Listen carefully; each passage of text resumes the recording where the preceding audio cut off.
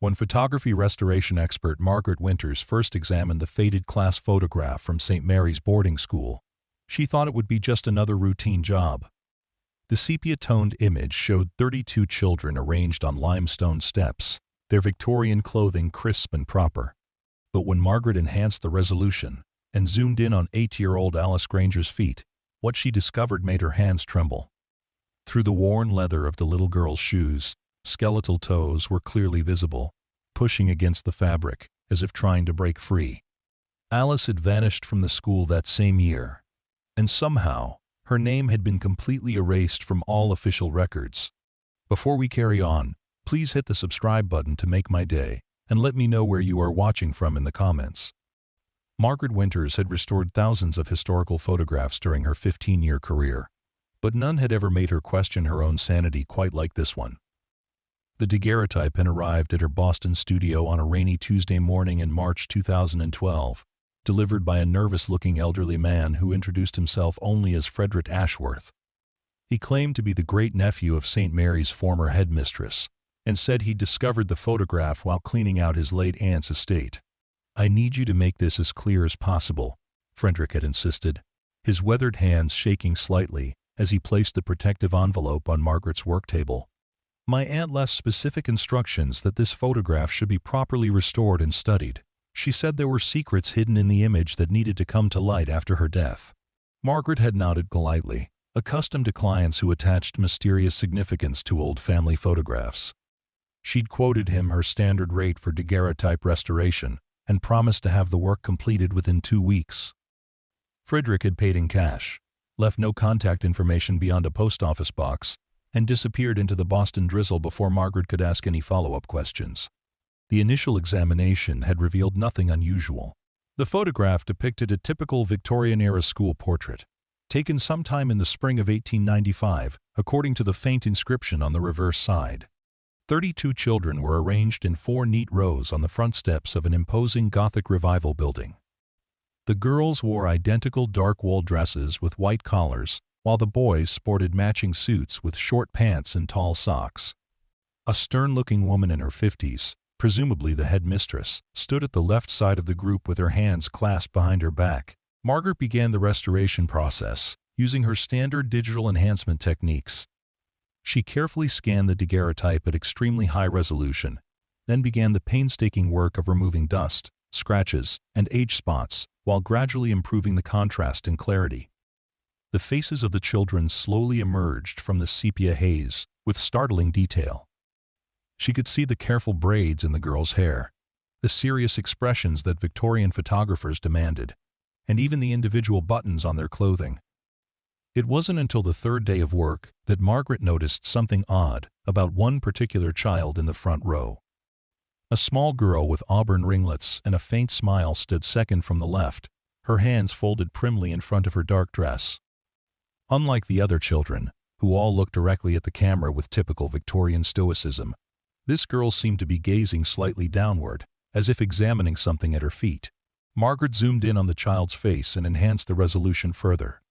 According to her digital measurements, the girl appeared to be about 8 years old, with delicate features and unusually pale skin, even by 19th-century photographic standards. There was something ethereal about her appearance that set her apart from her classmates, though Margaret couldn't quite identify what made her seem different. Curiosity drove Margaret to examine every detail of the mysterious girl's appearance. She enhanced the image, section by section, noting the careful stitching on the child's dress, the small locket hanging around her neck, and the way her hair caught the natural light during the outdoor photography session. When she finally focused on the girl's feet, Margaret's routine restoration work transformed into something that would haunt her dreams for months to come. The child wore simple black leather shoes, the type that would have been standard footwear for a boarding school student in 1895. But as Margaret increased the digital magnification and applied her most advanced clarity filters, she began to see details that defied logical explanation. The leather of the shoes appeared worn and cracked in several places, which wasn't unusual for children's footwear from that era. However, through these cracks and thin spots in the material, something impossible was visible. Margaret leaned closer to her computer monitor, adjusting her glasses and squinting at the enhanced image. Through the deteriorated leather of the little girl's shoes, she could clearly see what appeared to be skeletal remains. Not just bones, but specifically the small, delicate bones of child-sized feet.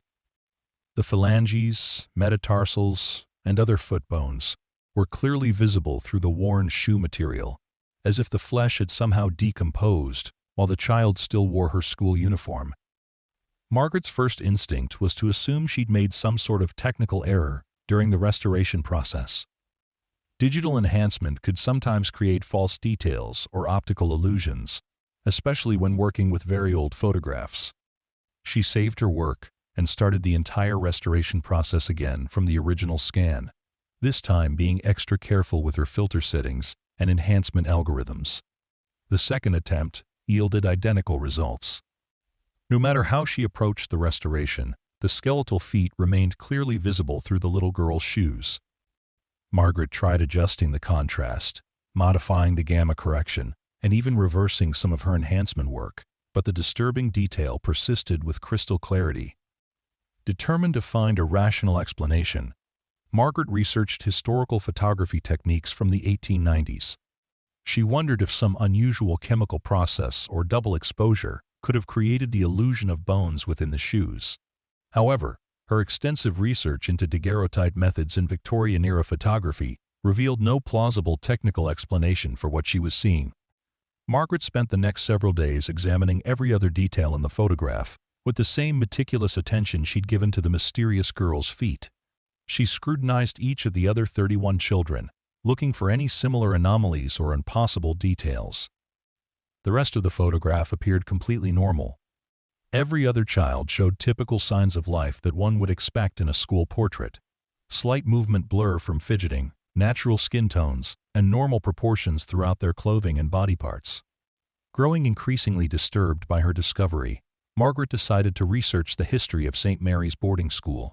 She hoped that historical records might provide some context for the strange photograph or explain the presence of the mysterious auburn-haired girl. Her initial internet searches revealed that St. Mary's had operated in Salem, Massachusetts from 1878 until 1942, when it was forced to close due to declining enrollment during World War II. The school's official records, however, proved frustratingly incomplete. Margaret contacted the Salem Historical Society and several local archives, but most of St. Mary's documentation had apparently been lost in a fire that destroyed the school's administrative building in Vashon. 1938. The few surviving records consisted mainly of financial documents and correspondence with parents, with very little information about individual students. Margaret's breakthrough came when she discovered that the Massachusetts State Archives held copies of some boarding school inspection reports from the late 19th century.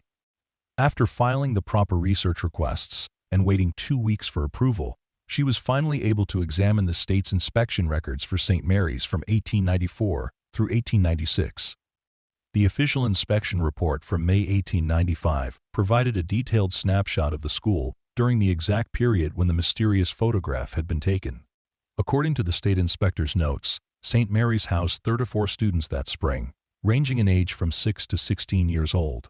The inspector had praised the school's academic standards and noted that the students appeared well-fed and properly cared for. However, when Margaret compared the inspection report's student roster with the faces in her restored photograph, she discovered a significant discrepancy. The photograph clearly showed 32 children. Of the official school records listed 34 enrolled students. More troubling still, when Margaret carefully counted the names on the roster and cross-referenced them with the faces in the photograph, she realized that one particular student was completely absent from the official documentation. Using her enhanced digital restoration, Margaret had been able to identify most of the children in the photograph by comparing their faces with other surviving images and family records. Through painstaking detective work involving genealogical databases and historical societies, she'd successfully matched names to faces for 29 of the 32 children. 3 students remained unidentified, including the mysterious girl with skeletal feet.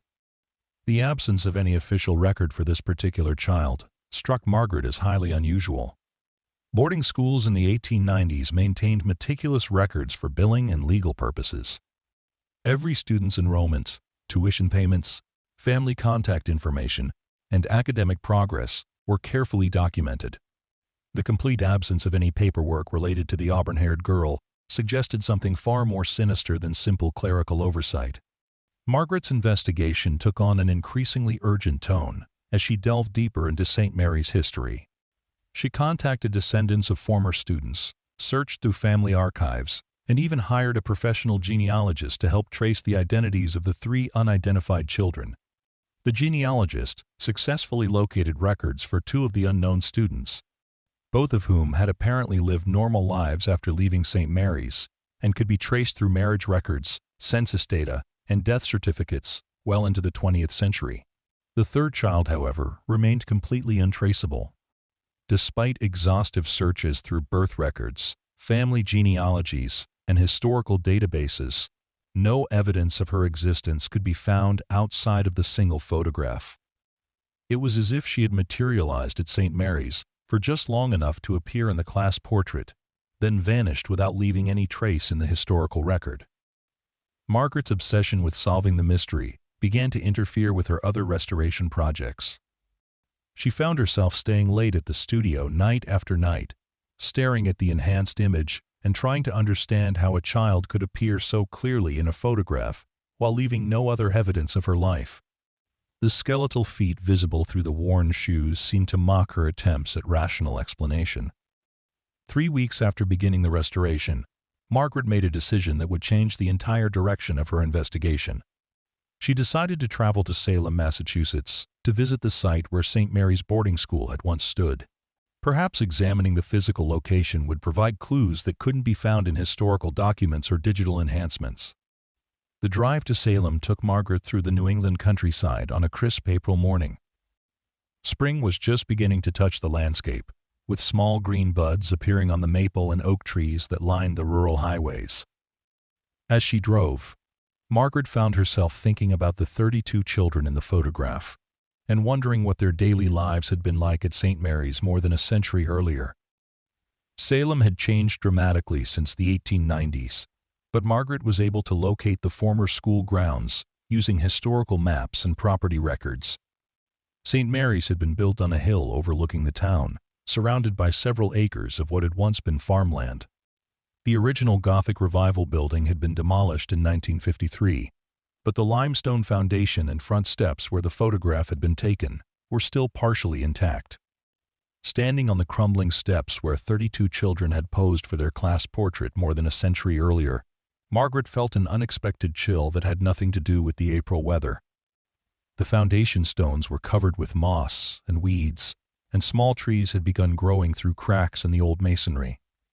Nature was slowly reclaiming what had once been an imposing educational institution. Margaret walked the entire perimeter of the old foundation, taking photographs and measurements that she hoped might provide additional context for her restoration work. Near what had apparently been the rear of the building, she discovered something that made her pulse quicken with excitement and fear. Hidden beneath a tangle of vines and fallen leaves, Margaret found a small section of wrought iron fencing that had somehow survived the decades since the school's demolition. The fence was decorative rather than functional, designed to border what had probably been a small garden or memorial area. Most of the iron posts had rusted away or been removed, but one section remained upright, and attached to it was a small, weathered metal plaque. Margaret carefully cleared away the vegetation and debris to read the inscription on the plaque. The metal was heavily corroded, but she could still make out most of the text, "In memory of those lost too soon." Below this inscription was a list of names, though many were too deteriorated to read clearly. However, one name near the bottom of the list was still partially legible: Alice Granger, age 8, taken 1895. The discovery of the memorial plaque provided the first concrete evidence that something tragic had occurred at St. Mary's during the exact time period when the class photograph had been taken. Margaret photographed the plaque from multiple angles and carefully transcribed all the readable text. When she returned to her hotel that evening, she immediately began researching the name Alice Granger in connection with St. Mary's boarding school. Her online searches initially yielded nothing, which was consistent with the pattern of missing records that had frustrated her investigation from the beginning. However, a breakthrough came when Margaret expanded her search to include local Salem newspapers from 1895. The Salem Observer, a weekly publication that had covered local news during that era, contained several references to unusual events at St. Mary's during the spring of 1895. The first newspaper article, dated April 23, 1895, was brief but disturbing. Mysterious illness strikes St. Mary's student. The article reported that an 8-year-old girl at the boarding school had fallen seriously ill with symptoms that local physicians found difficult to diagnose. The child was described as having become increasingly pale and weak over several days, with her condition seeming to worsen despite medical attention. A follow-up article from May 7 provided additional details. St. Mary's student condition deteriorates. This piece noted that the unidentified girl's illness had progressed in ways that puzzled medical experts. Her skin had become almost translucent, and she appeared to be wasting away, despite being provided with proper nutrition and care. The article mentioned that several other students had reported seeing the sick child wandering the school halls at night, though the headmistress insisted the girl had been confined to the infirmary. The final newspaper reference appeared in the May 21 edition. Unexplained disappearance at local school. This article reported that the mysterious ill student had vanished from St. Mary's without explanation. School officials claimed the girl had been removed by her family for treatment elsewhere, but they refused to provide any details about her identity or destination. The article noted that no family members had been seen visiting the school, and local residents questioned the official explanation. These newspaper articles provided crucial context for Margaret's photographic discovery, but they also raised new questions about what had really happened to Alice Granger in 1895. The timeline suggested that she had become ill sometime in April, shortly before or after the class photograph was taken. Her mysterious disappearance in May aligned with the complete absence of her name from official school records. Margaret returned to Boston with a profound sense that she was investigating something far more significant than a simple historical curiosity. The combination of the skeletal feet visible in the photograph, the memorial plaque, and the newspaper accounts of a mysterious illness suggested that Alice Granger had died at St. Mary's under circumstances that the school had tried to cover up. Back in her studio, Margaret re-examined her enhanced photograph with fresh eyes and new knowledge. Knowing the girl's name was Alice Granger, and that she had suffered from some kind of wasting illness, added deeper meaning to every detail in the image. Alice's pale complexion, and the way she gazed downward at her feet, now seemed like visual evidence of her declining health. The skeletal feet visible through her shoes took on even more ominous significance in light of the newspaper descriptions of her mysterious illness. If Alice had indeed been suffering from some kind of condition that was causing her body to deteriorate, the photograph might have captured this process in a way that hadn't been immediately apparent to viewers in 1890. 5. Margaret began researching medical conditions from the Victorian era that might explain Alice's symptoms and the unusual appearance of her feet in the photograph. Tuberculosis was common in boarding schools during that period and could cause severe weight loss and pale complexion. However, tuberculosis typically didn't cause the kind of skeletal visibility that Margaret observed in the enhanced image. Other possibilities included various nutritional deficiencies, parasitic infections, or rare metabolic disorders. The late 19th century was a period when many medical conditions were poorly understood, and it was entirely possible that Alice had suffered from something that physicians of the era couldn't properly diagnose or treat. However, as Margaret continued her research, she began to consider more disturbing possibilities. The complete erasure of Alice's name from school records, combined with the apparent cover-up of her disappearance, suggested that St. Mary's officials had been hiding something more serious than a simple case of illness and death. Margaret's investigation led her to explore the darker aspects of institutional life in the 1890s. Child abuse, neglect, and even murder were unfortunately common in some boarding schools of that era, though such incidents were typically covered up to protect the institution's reputation. The Victorian era's attitudes toward children and institutional authority made it possible for serious crimes to go undetected and unpunished. The possibility that Alice Granger had been murdered or died from neglect at St. Mary's would explain both the cover-up and the disturbing appearance of her feet in the photograph. If her body had been concealed somewhere on the school grounds after death, decomposition could potentially explain the skeletal appearance that Margaret observed through her shoes. This theory, while horrifying, seemed to fit all the available evidence. It would explain why Alice's name had been removed from official records, why no family had come forward to claim her, and why she had vanished so completely from the historical record. The memorial plaque suggested that other children had also died at St. Mary's under suspicious circumstances, indicating a pattern of institutional violence or neglect. Margaret struggled with the ethical implications of her discovery. If Alice Granger had indeed been murdered at St. Mary's boarding school in 1895, she felt a responsibility to ensure that this crime didn't remain hidden forever. However, more than a century had passed since the events occurred, and all the perpetrators were certainly long dead. Traditional law enforcement would be unable to pursue justice for crimes committed in the Victorian era.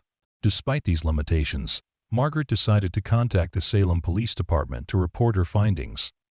She hoped that modern investigative techniques might be able to shed additional light on what had happened at St. Mary's. Detective Lisa Rodriguez, who specialized in cold cases, agreed to meet with Margaret and examine her evidence. Detective Rodriguez was initially skeptical of Margaret's claims about the enhanced photograph. The idea that skeletal remains could be visible through a child's shoes in an 1895 daguerreotype seemed impossible from both a photographic and forensic perspective. However, when she examined Margaret's digital enhancements on a high-resolution monitor, she admitted that the images were indeed disturbing and unexplainable. The detective was more impressed by the historical evidence that Margaret had assembled. The newspaper articles, memorial plaque, and missing school records created a compelling case that something criminal had occurred at St. Mary's. Rodriguez agreed to open a cold case file and promised to investigate whether any physical evidence might still exist at the former school site. 2 weeks later, Detective Rodriguez called Margaret with unexpected news. A ground-penetrating radar survey of the St. Mary's Foundation had revealed several anomalous readings that suggested the presence of buried objects or structures beneath the old school grounds. The city of Salem had agreed to fund a limited archaeological excavation to investigate these findings. Margaret received permission to observe the archaeological work as it progressed. The excavation began on a warm June morning, with a team of professional archaeologists and forensic specialists carefully removing layers of soil and debris from the most promising radar signatures. The work was painstaking and methodical, with every shovelful of dirt being carefully sifted and examined. On the third day of excavation, the team made their first significant discovery. Buried approximately 4 feet beneath what had once been the school's rear courtyard, they uncovered the remains of a small wooden coffin. The coffin was roughly constructed and showed signs of having been buried hastily, without the usual care taken for formal burials. Inside the coffin, forensic experts found the skeletal remains of a child estimated to be between 7 and 9 years old. The bones showed no obvious signs of trauma or disease, but the forensic anthropologist noted that the remains appeared to have been buried while the body was still wearing clothing and shoes. Most significantly, fragments of small black leather shoes were found among the skeletal remains. The shoes were remarkably well preserved, due to the soil conditions and the protection provided by the wooden coffin. When Margaret examined photographs of these recovered shoes, she immediately recognized them as identical to the ones worn by Alice Granger in the class photograph. Further excavation revealed additional graves in the same area, containing the remains of 3 other children. Each burial showed the same characteristics: hastily constructed wooden coffins, evidence of clothing and personal items buried with the bodies, and no markers or records to identify the deceased. The ages of the children ranged from 6 to 12 years old, and forensic analysis suggested they had all died sometime in the 1890s. The discovery of multiple child graves beneath St. Mary's boarding school grounds confirmed Margaret's worst suspicions about what had happened there more than a century earlier. The evidence suggested a pattern of institutional violence or neglect that had resulted in the deaths of several students, followed by a systematic cover-up involving secret burials and the falsification of official records. Detective Rodriguez coordinated with forensic genealogists to attempt identification of the recovered remains. DNA analysis was complicated by the age of the bones and the degraded condition of any surviving genetic material, but advances in forensic science had made such analysis possible even with very old Kiner remains. While waiting for the forensic results, Margaret continued her historical research with renewed urgency. She expanded her investigation to include other boarding schools from the same era, looking for similar patterns of missing students and unexplained deaths. What she discovered painted a disturbing picture of institutional abuse that had been widespread during the late 19th century. Many boarding schools of that era operated with minimal oversight and were vulnerable to abuse by headmasters, teachers, or staff members who faced little accountability for their actions. Children from poor families, or those who had been abandoned by their relatives, were particularly vulnerable, as they had no advocates to investigate their welfare or question their disappearance. Margaret's research revealed that St. Mary's had been investigated by state authorities in 1896, 1 year after Alice Granger's disappearance. The investigation had been prompted by complaints from several parents who claimed their children had been mistreated at the school. However, the official report from this investigation had found no evidence of wrongdoing, and St. Mary's had been allowed to continue operating for several more decades. The fact that a state investigation had cleared St. Mary's despite what Margaret now knew had been happening there suggested that the cover-up had involved corruption or incompetence at multiple levels of government. Officials who should have protected the children had instead enabled their continued abuse and murder. 3 months after the excavation began, Detective Rodriguez received the forensic genealogy results for one of the recovered skeletons. The DNA analysis had successfully extracted usable genetic material from tooth enamel, and comparison with genealogical databases had produced a potential match. The remains were identified as belonging to Alice Catherine Granger, born in Boston in 1886, to unmarried mother Catherine Granger, who had worked as a seamstress. The identification confirmed that Alice Granger had indeed died at St. Mary's boarding school and been secretly buried on the school grounds. Further research into her family history revealed that Alice had been sent to St. Mary's after her mother's death from tuberculosis in 1894. With no other family members able or willing to care for her, Alice had become a ward of the state and been placed at the boarding school. Alice's status as an orphan explained why her disappearance had never been properly investigated. With no family members to advocate for her or question her whereabouts, she had been vulnerable to abuse, and her death had been easy to conceal. The school officials had simply removed her name from the records and disposed of her body in an unmarked grave. The forensic analysis of Alice's remains provided additional disturbing details about her final months at St. Mary's.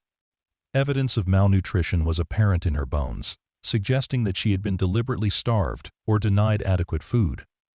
There were also signs of physical abuse, including healed fractures that indicated she had been beaten on multiple occasions before her death. Most chilling of all, the forensic anthropologist noted that Alice's bones showed evidence of having been cleaned or treated with chemicals before burial. This suggested that her body had decomposed significantly before being placed in the coffin, which aligned with Margaret's original observation of skeletal feet, visible through the shoes in the photograph. The implications were horrifying, but undeniable. Alice Granger had apparently died at St. Mary's weeks or even months before the class photograph was taken in spring 1895. Her body had been concealed somewhere on the school grounds while decomposition occurred. Then she had been dressed in her school uniform and positioned with the other children for the photograph before finally being buried. This revelation transformed Margaret's understanding of the enhanced photograph completely.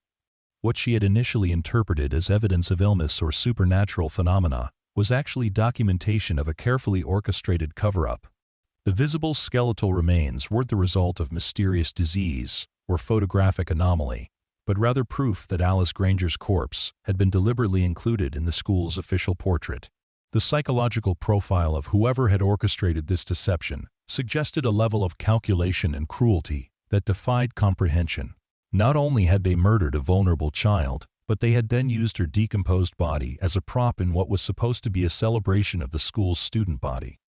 The photograph was intended to project an image of healthy, well-cared-for children, while literally including the remains of a child they had killed. Detective Rodriguez worked with historians and forensic psychologists to develop a theory about who might have been responsible for the crimes at St. Mary's. The systematic nature of the cover-up and the multiple child deaths suggested that the abuse had been orchestrated by someone in a position of significant authority at the school, most likely the headmistress or a senior cow. Staff member. Historical records identified the headmistress during the 1890s as Constance Whitmore, a woman in her 50s who had operated St. Mary's for nearly 2 decades. Whitmore had maintained a reputation as a strict but fair educator, and she had been praised by parents and state inspectors for maintaining high academic standards and proper discipline. However, Margaret's investigation revealed that several families had quietly removed their children from St. Mary's during Whitmore's tenure, often citing vague concerns about the school's environment or their gas. Children's welfare. These departures had been attributed to typical boarding school adjustment issues. But the pattern suggested that some parents had suspected problems at the institution. Constance Whitmore had died in 1923 and been buried in Salem's Green Lawn Cemetery, with honors befitting a respected educator. Her obituary in the Salem Observer had praised her decades of service to the community and noted that she had dedicated her life to the proper education and moral development of young people. The irony of Whitmore's posthumous reputation as a champion of children made Margaret's discoveries even more disturbing. If the headmistress had indeed been responsible for the deaths at St. Mary's, she had successfully maintained her facade of respectability throughout her life and beyond. Only the chance discovery of a restored photograph more than a century later had revealed the truth about her crimes. Margaret's investigation attracted national media attention when news of the St. Mary's graves broke in local newspapers. The story of the enhanced photograph that had revealed evidence of Victorian-era child murder captured the public imagination and sparked renewed interest in cold case investigations using modern technology. Several true crime podcasts and documentary filmmakers contacted Margaret requesting interviews about her discoveries. She agreed to participate in a few projects, hoping that increased awareness might help identify the other children whose remains had been found at St. Mary's. The publicity also led to additional tips from people who had family connections to other boarding schools from the same era. One of the most significant developments came when Margaret was contacted by researchers and other institutions who had found similar patterns in their own historical investigations. A historian at Yale University had discovered evidence of missing students and covered-up deaths at boarding schools throughout New England during the late 19th century. The pattern suggested that the crimes at St. Mary's were part of a much larger problem that had affected vulnerable children across multiple institutions. This broader context helped explain how someone like Constance Whitmore had been able to operate with impunity for so many years. The widespread nature of institutional abuse during that era, combined with limited oversight and communication between authorities, had created an environment where predators could thrive while maintaining respectable public personas. The St. Mary's investigation also revealed the important role that emerging technologies could play in solving historical crimes. Margaret's digital enhancement techniques had made visible details that had been impossible to detect with previous photographic analysis methods. Similarly, modern forensic archaeology and DNA analysis had enabled the identification of remains that would have remained anonymous forever under previous investigative approaches. Detective Rodriguez noted that the St. Mary's case demonstrated the value of maintaining cold case files even for very old crimes. While traditional justice was impossible for crimes committed in the 1890s, the truth about what had happened could still provide closure for descendant families and prevent similar cover-ups in the future.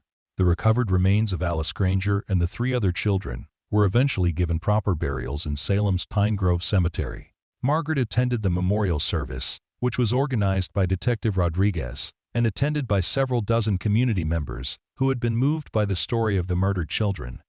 As Margaret stood beside Alice Granger's new grave marker, she reflected on the strange journey that had brought her from a routine photograph restoration to the uncovering of century-old murders. The little girl with auburn ringlets and skeletal feet had finally found peace after more than 100 years of lying in an unmarked grave. The enhanced photograph that had started Margaret's investigation was eventually donated to the Salem Historical Society, where it became part of an exhibit about institutional abuse and the importance of protecting vulnerable children. Visitors could see the original daguerreotype alongside Margaret's digital enhancements, learning about both the photographic techniques that had revealed the hidden truth and the historical context that had made such crimes possible. Margaret returned to her regular restoration work, but she found that her experience with the St. Mary's photograph had changed her approach to historical images. She now paid much closer attention to subtle details and anomalies that might indicate hidden stories or covered-up events. Several times, her enhanced scrutiny of seemingly routine photographs revealed evidence of historical events that had been deliberately obscured or forgotten. The techniques Margaret developed for the St. Mary's investigation were eventually adopted by other restoration specialists and forensic photographers. Digital enhancement technology continued to advance, making it possible to extract even more detailed information from historical photographs. These developments opened new possibilities for solving cold cases and uncovering historical truths that had been hidden for generations. Years later, Margaret would still occasionally return to the Pine Grove Cemetery to visit Alice Granger's grave. The simple headstone bore Alice's name, birth and death dates, and the inscription, "Finally at peace." Fresh flowers were often placed on the grave by community members who had been touched by her story, ensuring that Alice would never again be forgotten or ignored. The boarding school class of 1895 had finally told its complete story. What had appeared to be a normal Victorian school photograph had revealed one of the most disturbing cases of institutional abuse and murder in New England history. Through Margaret's meticulous restoration work and Detective Rodriguez's cold case investigation, the truth about St. Mary's boarding school had emerged after more than a century of concealment. Alice Granger's skeletal feet, visible through her worn leather shoes in that enhanced daguerreotype, had become silent witnesses to crimes that might otherwise have remained hidden forever. The photograph served as both evidence of unspeakable cruelty and proof that the truth, no matter how deeply buried, can eventually come to light through the persistence of those who refuse to let injustice remain concealed. The story of the St. Mary's investigation became a cautionary tale about the vulnerability of children in institutional settings and the importance of maintaining vigilance against abuse of power. It also demonstrated the potential for modern technology to shed new light on historical events and provide justice for victims whose voices had been silenced by those who sought to hide their crimes. In the end, Margaret Winters had accomplished far more than simply restoring an old photograph. She had given voice to children who had been murdered and forgotten, exposed a century-old cover-up, and ensured that Alice Granger's story would finally be told. The little girl with the mysterious shoes had waited more than 100 years for someone to notice her silent plea for justice, and through Margaret's dedication and Detective Rodriguez's investigation, that justice had finally been served. The enhanced photograph remained a powerful reminder that every historical image contains layers of meaning that may not be immediately apparent. Sometimes the most important stories are hidden in the smallest details, waiting for someone with the right tools and determination to bring them into the light. Alice Granger's story proved that the truth, no matter how carefully concealed, will eventually find a way to emerge. But Margaret's investigation was far from over. 3 months after Alice Granger's proper burial, she received an unexpected phone call that would open an entirely new chapter in the St. Mary's mystery. The caller identified herself as Dr. Victoria Hartwell, a forensic anthropologist from Harvard University who had been following the media coverage of Margaret's discoveries. "I've been examining similar cases across New England," Dr. Hartwell explained during their initial phone conversation. "Your work at St. Mary's has uncovered something much larger than a single boarding school scandal. I believe we're looking at an organized network of institutional abuse that spanned multiple states and lasted for decades." Dr. Hartwell's research had revealed disturbing patterns at boarding schools, orphanages, and reformatories throughout the northeastern United States during the late 1800s and early 1900s. Children had disappeared from these institutions with alarming frequency, always with official explanations that claimed the students had been transferred elsewhere or returned to family members. However, Dr. Hartwell's investigation suggested that many of these children had actually been murdered and secretly buried on institutional grounds. The techniques used at St. Mary's, Dr. Hartwell continued, the systematic erasure of records, the secret burials, the corruption of official investigations. All of these elements appear at other institutions from the same time period. I think Constance Whitmore was part of something much bigger than we initially realized." End quote. Margaret agreed to collaborate with Dr. Hartwell on expanding their investigation beyond St. Mary's. The forensic anthropologist had already identified 12 other institutions across New England where similar disappearances had occurred, and she believed that ground-penetrating radar surveys might reveal additional burial sites at these locations. Their first joint investigation took them to the former site of Riverside Academy in New Hampshire, a boys' reformatory that had operated from 1872 until 1928. Historical records showed that 37 students had allegedly been transferred to other facilities during the 1890s. But Dr. Hartwell's research suggested that none of these transfers could be verified through documentation at the supposed destination institutions. The Riverside Academy site had been converted into a public park in the 1960s, but the original foundation stones from several buildings were still visible beneath the maintained lawns and walking paths. Margaret and Dr. Hartwell obtained permission from the New Hampshire Parks Department to conduct a non-invasive ground-penetrating radar survey of the area where the reformatory's dormitories had once stood. The radar survey revealed multiple anomalies consistent with buried objects or structures throughout the former Riverside Academy grounds. Most significantly, a large rectangular area behind what had been the main dormitory showed readings that suggested the presence of numerous small objects arranged in regular rows. The pattern was consistent with an unmarked cemetery containing dozens of individual graves. While waiting for approval to conduct excavations at Riverside Academy, Margaret continued her photographic research using the techniques she had developed during the St. Mary's investigation. Dr. Hartwell had provided her with copies of institutional photographs from 6 other boarding schools where suspicious disappearances had occurred. Margaret's enhanced digital analysis of these images revealed disturbing anomalies in several of the photographs.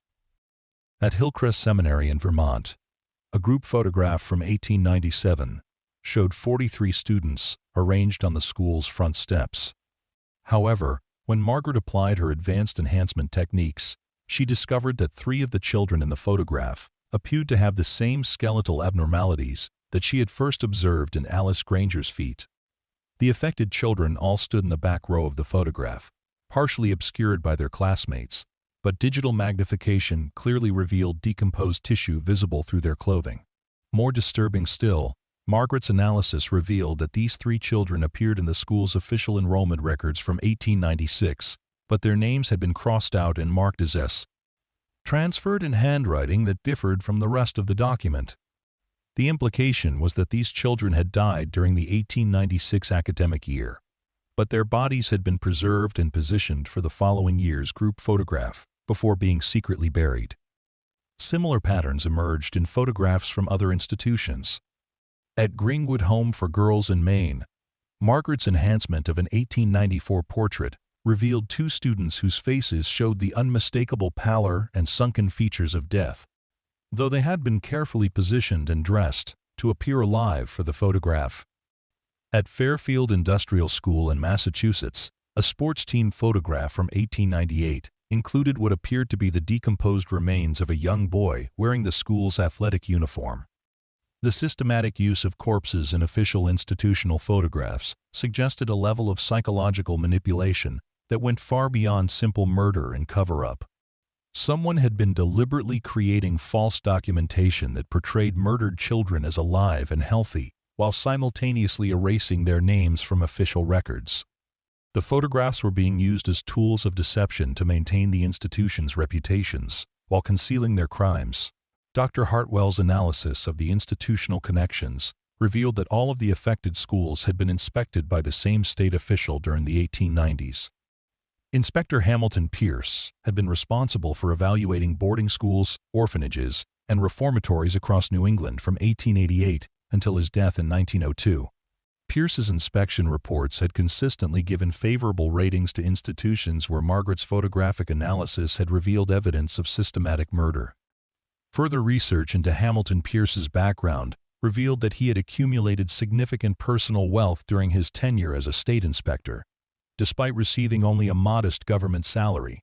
Property records showed that Pierce had purchased a large estate in Newport, Rhode Island in 1895, the same year that Alice Granger had been murdered at St. Mary's. The timing suggested that Pierce had been receiving payments in exchange for covering up institutional abuse. Margaret's investigation into Pierce's financial records obtained through historical archives and genealogical research, revealed a pattern of suspicious transactions, coinciding with his inspection visits to all various institutions. Large cash deposits appeared in Pierce's personal banking records immediately following his official visits to schools where children had disappeared. The amounts varied, but they were consistently substantial enough to suggest systematic bribery, rather than occasional corruption. The evidence pointed to an organized conspiracy involving institutional administrators, state inspectors, and possibly other officials who had collaborated to murder vulnerable children, while maintaining a facade of legitimate educational and reformatory work. The children who had been targeted were typically orphans, wards of the state, or offspring of families too poor or powerless to investigate their disappearance. Dr. Hartwell's research team, which now included forensic accountants and criminal historians, began mapping the full scope of what they termed the New England Institutional Murder Network. Their preliminary analysis suggested that the conspiracy had been responsible for the deaths of at least 200 children across 15 institutions between 1888 and 1905. The motivation for these systematic murders remained unclear. The financial records suggested that the conspirators had profited from their crimes, but the amounts involved didn't seem sufficient to justify the enormous risks of murdering children on such a scale. Dr. Hartwell theorized that the killings might have been motivated by a combination of financial gain, psychological gratification, and institutional control. One disturbing possibility was that the murdered children had been used for more than just photographic deception.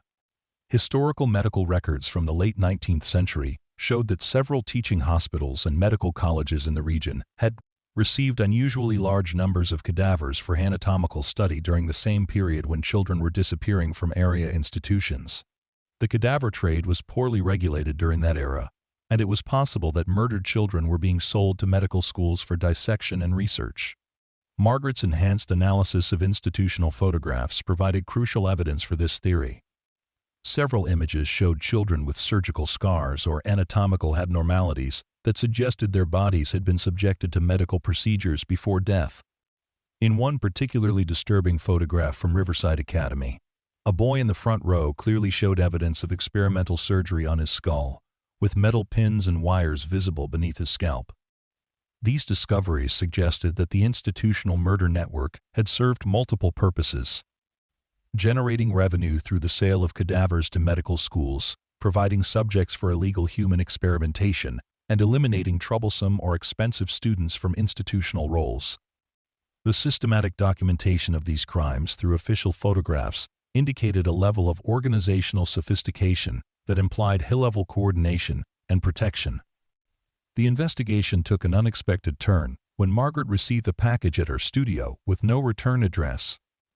Inside was a leather-bound journal dated 1893 through 1898, along with a handwritten note that simply read, "You're getting close to the truth. This belonged to my great-grandfather. He never talked about his work, but he kept everything." The journal belonged to Dr. Marcus Ashford, who had served as the medical examiner for Essex County, Massachusetts, during the 1890s.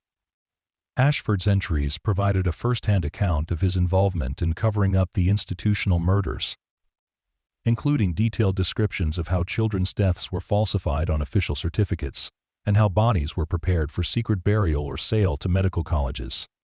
One particularly chilling entry from May 1895 described Ashford's involvement in concealing Alice Granger's murder. "Received the Granger girl from St. Mary's today. Whitmore claims she died of consumption, but the injuries are clearly from beatings. Prepared the certificate as requested. Body will be preserved for the school. Photographed next month, then disposed of with the others. Pierce has arranged for payment of $50 through the usual channels." Additional entries revealed the systematic nature of the conspiracy and the specific roles played by each participant. Constance Whitmore and other institutional administrators were responsible for selecting victims and orchestrating the murders. Hamilton Pierce provided official protection through falsified inspection reports and bribes to other government officials. Dr. Ashford handled the medical aspects of the cover-up, including fraudulent death certificates and body preparation. The journal also revealed that the conspiracy had been protected by several prominent politicians and business leaders who had invested money in the institutions and profited from their operations. These individuals had used their influence to prevent legitimate investigations and ensure that complaints from parents or community members were ignored or suppressed. Most disturbing of all, Ashford's journal indicated that the institutional murders had been motivated not just by financial gain, but by a shared ideological belief among the conspirators that certain children were inherently worthless and their elimination would benefit society. The victims had been specifically chosen from among orphans, immigrants, and children from poor families who were viewed as burdens on the community. This eugenic motivation explained the systematic nature of the killings and the careful selection of victims who were unlikely to be missed or investigated. The conspirators had been conducting what amounted to a genocidal campaign against vulnerable children, using their positions of authority to eliminate those they considered undesirable while enriching themselves through the sale of bodies and the embezzlement of institutional funds. Dr. Hartwell's analysis of Ashford's journal, combined with Margaret's photographic evidence, provided the most complete picture yet of the institutional murder network. The investigation had evolved from a single cold case involving one little girl's mysterious photograph to the exposure of one of the largest serial killing conspiracies in American history. The revelations attracted international attention when Dr. Hartwell presented her findings at a forensic anthropology conference in London. News outlets around the world covered the story of how digital photograph enhancement had uncovered evidence of systematic child murder in Victorian-era New England institutions. The case became a landmark example of how modern technology could be used to solve historical crimes and expose long-hidden conspiracies. Margaret found herself at the center of a media storm that she had never anticipated when she first agreed to restore the St. Mary's photograph. Television news programs, documentary filmmakers, and true crime podcasters all sought interviews about her discoveries. She agreed to participate in selected projects that she believed would help raise awareness about institutional abuse and the importance of protecting vulnerable children. One of the most significant developments came when the governor of Massachusetts announced the formation of a special historical crimes task force to investigate other potential burial sites throughout New England. The task force would be equipped with ground-penetrating radar, forensic archaeology teams, and advanced DNA analysis capabilities to identify and properly bury the victims of the institutional murder network. The first major excavation conducted by the Historical Crimes Task Force took place at the former Riverside Academy site in New Hampshire. 3 months of careful archaeological work revealed the remains of 62 children buried in unmarked graves behind the dormitory building. The ages ranged from 6 to 16 years old, and forensic analysis indicated that all had died between 1888 and 1905. Many of the Riverside Academy victims showed evidence of extreme physical abuse before death, including broken bones, skull fractures, and signs of prolonged malnutrition. Several skeletons also revealed evidence of medical experimentation, with metal implants, surgical modifications, and anatomical alterations that suggested the children had been used as test subjects for experimental procedures. The discovery of experimental evidence at Riverside Academy led Dr. Hartwell to investigate connections between the institutional murder network and medical colleges throughout New England. Her research revealed that several prominent physicians and medical researchers from Harvard, Yale, and other prestigious institutions had received cadavers and anatomical specimens from the conspiracy during the 1890s.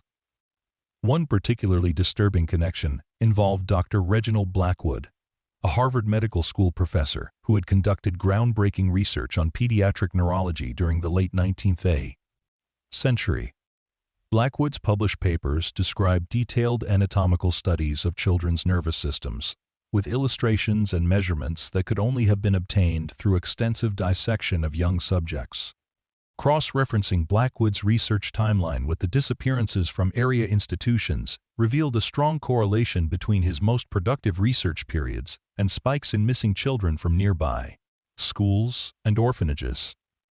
Margaret's analysis of photographs from Blackwood's laboratory, preserved in Harvard's medical archives, showed what appeared to be the bodies of several children arranged on dissection tables.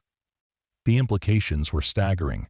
Not only had the institutional murder network been killing children for financial gain and ideological reasons, but they had also been supplying victims for illegal medical experiments conducted by COS. Respected academic researchers. The conspiracy had involved some of the most prominent medical and educational institutions in New England, with victims being systematically murdered to advance scientific knowledge and academic careers. Dr. Hartwell's investigation expanded to include medical school archives throughout the region. Her team discovered extensive documentation of experimental procedures conducted on children during the 1890s, including brain surgery, organ transplantation attempts, and pharmaceutical grain testing. The subjects of these experiments had been identified only by numbers rather than names, making it impossible to trace their identities through conventional records. However, Margaret's photographic analysis provided crucial evidence linking the experimental subjects to missing children from various institutions. Several photographs from medical school archives showed children with distinctive facial features or physical characteristics that matched victims identified in her enhanced institutional portraits. The photographs had been taken at different times and locations, but digital comparison confirmed that the same individuals appeared in both institutional group photos and medical experiment documentation. One of the most compelling matches involved a boy named Jonathan Walsh, who had disappeared from Riverside Academy in 1896 at age 12. Margaret's enhanced analysis of the school's final group photograph showed Jonathan in the back row, already displaying the pallor and skeletal features of death. 6 months later, the same boy appeared in photographs from Dr. Blackwood's Harvard laboratory, his body arranged on a dissection table with surgical modifications to his skull and spine. The Jonathan Walsh case provided direct evidence that children were being murdered at institutions like Riverside Academy, then transported to medical schools for experimental research. The timeline suggested that some victims may have been kept alive for extended periods while being subjected to painful and ultimately fatal medical procedures. Margaret's continued analysis of institutional photographs revealed the full scope of the experimental program. Children who appeared in early group photos showing signs of surgical modification would often be missing from later photographs, suggesting that they had been removed for further experimentation and eventual murder. The photographic evidence indicated that dozens of children had been used as test subjects before being killed and buried in unmarked graves. Dr. Hartwell's team worked with international war crimes investigators to develop protocols for documenting and preserving evidence of the institutional murder network. The systematic nature of the killings, combined with the ideological motivation and large-scale coordination, met the legal definition of crimes against humanity, even though they had been committed more than a century earlier. The investigation attracted attention from human rights organizations around the world, who saw parallels between the New England institutional murders and other historical atrocities involving vulnerable Basque populations. The case became a teaching example in academic programs focused on genocide studies, forensic anthropology, and the protection of children's rights. Margaret's role in exposing the conspiracy earned her recognition from professional photography and historical preservation organizations. She received awards for her innovative use of digital enhancement techniques and her dedication to uncovering historical truth. More importantly, to Margaret, her work had given voices to more than 200 murdered children who had been forgotten by history for over a century. The psychological impact of her discoveries weighed heavily on Margaret as the investigation continued to expand. She found herself haunted by the enhanced photographs that revealed the faces of children who had suffered unimaginable abuse before their deaths. Sleep came difficult as she processed the enormity of the crime she had helped expose, and the realization that such systematic evil had been perpetrated by respected members of society. Dr. Hartwell arranged for Margaret to receive counseling support from specialists who worked with individuals exposed to historical trauma and mass atrocity evidence. The counseling helped Margaret understand that her emotional response was normal and healthy, and that her work was providing crucial healing for the historical wounds left by the institutional murder network. As news of the expanding investigation spread, Margaret began receiving contacts from people whose family histories included mysterious disappearances or unexplained deaths of children during the late 19th century. Many of these individuals had grown up with family stories about relatives who had vanished from boarding schools or orphanages, but had never been able to find official records confirming what had happened.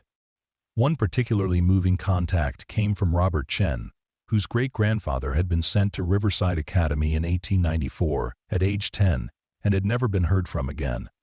The family had maintained oral traditions suggesting that the boy had been mistreated at the school, but they had been unable to find any documentation of his enrollment or subsequent fate. Margaret's analysis of the Riverside Academy photographs revealed a boy matching Robert Chen's family description and several group portraits from 1894 and 1895. Digital enhancement showed progressive signs of physical deterioration in the child's appearance, culminating in his absence from photographs taken after spring 1895. When the archaeological excavation was completed, DNA analysis of the recovered remains confirmed that one of the skeletons belonged to Robert's great-grandfather. The Chen family held a memorial service for their long-lost relative, finally able to provide him with the proper burial and remembrance that had been denied for more than a century.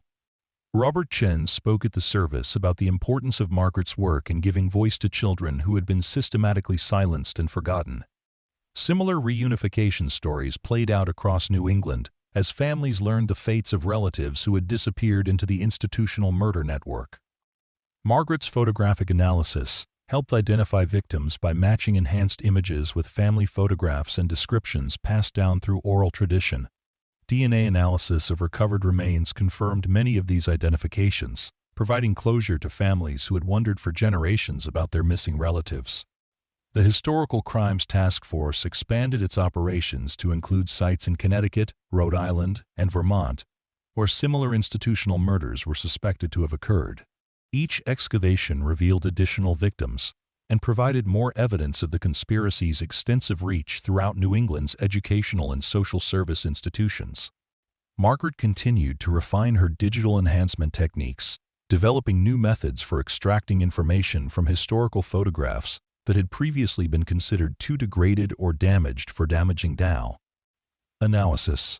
Her innovations were adopted by forensic investigators and historical researchers around the world, opening new possibilities for solving cold cases and uncovering hidden historical events. The investigation also led to reforms in how historical institutions preserved and provided access to their records. Many schools, hospitals, and government agencies improved their archival practices and made previously restricted historical documents available to researchers investigating institutional abuse and other historical crimes.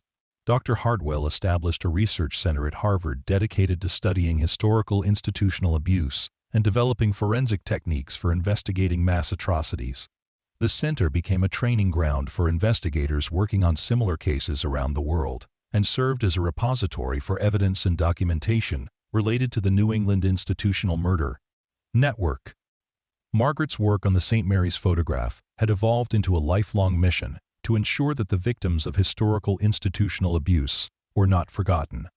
She continued to analyze photographs and documents related to suspicious institutional deaths, helping to identify victims and provide evidence for ongoing investigations. The enhanced photograph of Alice Granger remained the cornerstone of Margaret's work, serving as a powerful reminder of how careful attention to seemingly minor details could reveal profound historical truths. The little girl with skeletal feet visible through her worn shoes had become a symbol of resilience and the ultimate triumph of justice over institutional corruption and cover-up. Years after the initial discovery, Margaret would still return to her enhanced image of the St. Mary's class photograph, studying the faces of the 32 children and reflecting on the stories their images had helped tell. Alice Granger's silent plea for justice had been heard across more than a century, leading to the exposure of one of the most extensive criminal conspiracies in American history and ensuring that hundreds of murdered children would finally receive the recognition and remembrance they deserved.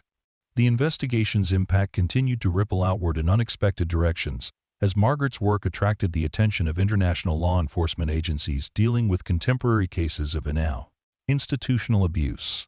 Detective Inspector James Morrison of Scotland Yard contacted Margaret after reading about her photographic analysis techniques in a forensic science journal. Morrison had been investigating a series of suspicious deaths at British boarding schools during the early 20th century and believed that Margaret's digital enhancement methods might help uncover evidence in his cold cases. Morrison's files contained several institutional photographs from schools across England and Scotland, where children had disappeared under suspicious circumstances between 1905 and 1920. 5. The timing suggested a possible connection to the New England institutional murder network, perhaps indicating that the conspiracy had spread internationally, or that similar networks had operated simultaneously in different countries. Margaret's analysis of Morrison's photographs revealed disturbing parallels to her American discoveries. At Blackwood Academy in Yorkshire, a group photograph from 1912 showed clear evidence of deceased children positioned among living students. Digital enhancement revealed skeletal features and decomposition signs in 3 students who appeared in the school's enrollment records, but had allegedly been transferred to other institutions. More significantly, Margaret discovered that one of the suspected victims at Blackwood Academy bore a striking resemblance to Hamilton Pierce, the corrupt American inspector who had protected the New England murder network. Genealogical research revealed that the child was Pierce's nephew, Edgar Pierce, who had been sent to England following his uncle's death in 1902. The connection suggested that surviving members of the American conspiracy had continued their operations in Britain, possibly using their knowledge and contacts to establish similar networks in British institutions. Edgar Pierce had apparently been murdered by associates of his own uncle's criminal organization, indicating the ruthless nature of the conspirators and their willingness to eliminate even family members who might pose security risks. Morrison's investigation expanded to include examination of financial records from British institutions suspected of involvement in the international network. His research revealed suspicious money transfers between several English boarding schools and American medical colleges during the early 1900s, suggesting that the illegal trade in children's bodies had continued across international borders. The discovery of international connections prompted Dr. Hartwell to organize a global symposium on historical institutional abuse, bringing together researchers, law enforcement officials, and forensic specialists from 12 countries. The symposium, held at Harvard University in 2015, became the largest gathering of experts ever assembled to study systematic abuse in educational and care institutions. Margaret presented her photographic analysis techniques to an international audience, demonstrating how digital enhancement could reveal evidence of historical crimes that had been invisible to previous investigators. Her presentation included side-by-side comparisons of original photographs with enhanced versions that clearly showed evidence of murdered children positioned among living students. The symposium led to the establishment of the International Historical Crimes Database, a collaborative project that would catalog and cross-reference evidence of institutional abuse from around the world. Margaret served on the database's technical advisory committee, helping to develop standardized protocols for photographic analysis and evidence preservation. One of the most significant presentations at the symposium came from Dr. Elena Volkov, a Russian forensic anthropologist who had been investigating suspicious deaths at Soviet-era children's institutions. Volkov's research had revealed evidence of systematic murder and experimentation at state-run orphanages and boarding schools throughout the former Soviet Union during the 1920s through 1950s. Most remarkably, Volkov's analysis of institutional photographs from Stalin-era facilities showed identical techniques to those discovered in the New England network. Children who had been murdered were positioned and photographed with living students, creating false documentation of their continued existence while concealing their deaths. The parallel methods suggested either direct knowledge transfer between the networks or independent development of similar deception techniques. The international scope of institutional murder networks prompted Margaret to expand her analysis beyond English-speaking countries. Working with translators and cultural historians, she began examining photographs from institutions across Europe, Asia, and South America, where suspicious child disappearances had been documented. Her analysis of photographs from a German reform school revealed evidence that Jewish children had been systematically murdered during the 1920s, more than a decade before the Holocaust began. The discovery provided new evidence of pre-Nazi anti-Semitic violence and suggested that institutional murder of Jewish children had been occurring long before it became official government policy. Similarly, Margaret's examination of photographs from Japanese institutions during the early 20th century revealed evidence of systematic murder of Korean and Chinese children who had been sent to Japanese boarding schools. The victims appeared to have been specifically targeted based on their ethnicity, indicating that institutional murder networks had been used as tools of ethnic cleansing in multiple countries. These international discoveries transformed understanding of institutional abuse from isolated national phenomena to coordinated global networks that had operated across cultural and political boundaries. The systematic nature of the crimes and the similarity of techniques used in different countries suggested a level of international coordination that historians had never previously suspected. Margaret's work began attracting attention from intelligence agencies interested in understanding how criminal networks could operate across international borders while maintaining secrecy for decades.